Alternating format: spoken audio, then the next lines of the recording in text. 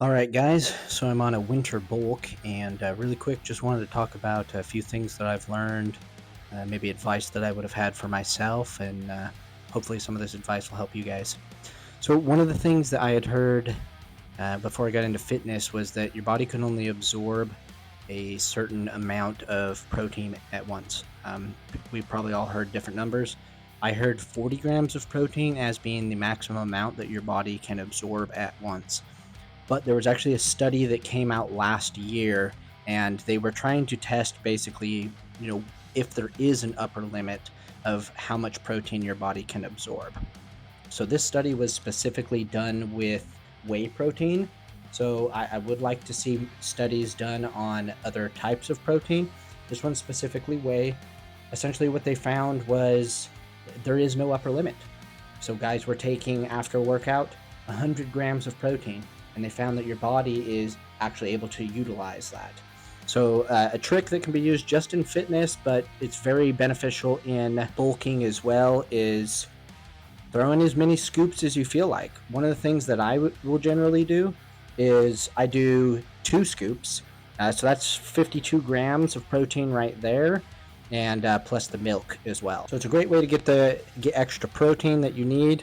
One of the downsides of it is if your stomach doesn't do well with lactose or whey. I mean, I'm fine. I actually consume raw milk and raw dairy. Never had any problems with it. With the raw dairy, you get more fat, more protein. I think it's way better for you. But basically, there's 2 types of whey. One is isolate, the other is hydrolysate. And the isolate has a lot less of the lactose in it. So if your stomach does feel upset if you drink too much whey, try the isolate. If you're on your bulk, go ahead and try 2 or 3 scoops. Do as many scoops as you want, and it's fine. Your body's going to utilize it. Now, another thing about the bulk that I wanted to talk about is a lot of people take it too far. I know that in the past, that had been the case for me. So when you follow a lot of these fitness influencers, the first thing that you have to always remember is, 90% of these fitness influencers on here are on steroids. So I'll use Sam Sulek as an example. He's obviously on steroids. If you don't think he is, then you might want to check yourself out. But that guy, when he's on his bulk, he's taking like 5,000 calories. Okay, so if you're into natural fitness like me, there's pretty much no circumstance where you would ever need 5,000 calories a day unless you live a very active lifestyle and you're doing a lot of cardio. In rare circumstances, if you're trying to bulk, then maybe I could see you have 5,000 calories or more. But for regular people like me, that's way too much. You're just going to get fat. But yeah, so the study, I'm going to leave a link to the study in the description. So if you want to look it over, check it out. Another thing I wanted to talk about is we all know about protein, obviously, and that it's important. It's a building block of your muscles. We also know about carbohydrates, that it's going to put water into your muscles. It fuels your muscles, gives you energy.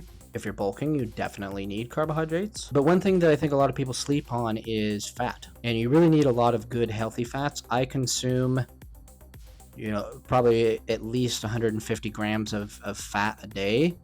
And I'm getting all of my fat from eggs, meat, and dairy. I really don't eat a whole lot of nuts or legumes.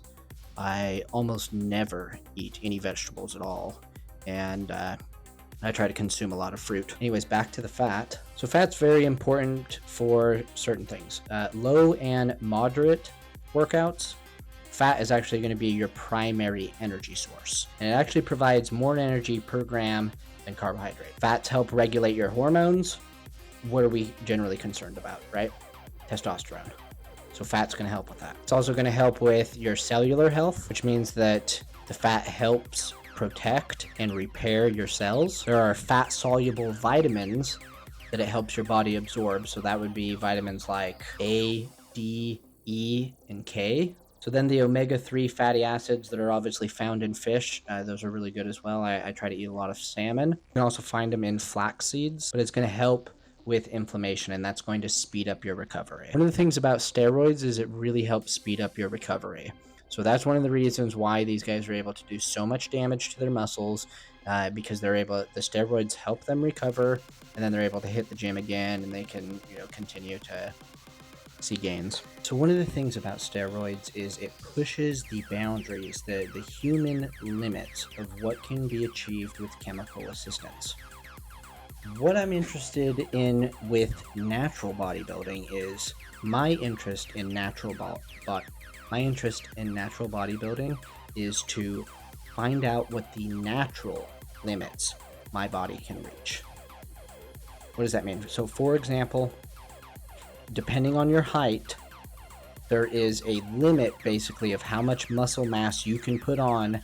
And once you reach that limit, it takes several years, but your progress is going to effectively stall and you're not going to put on any muscle mass. So when I say years, I mean that could be like 3 to 5 years.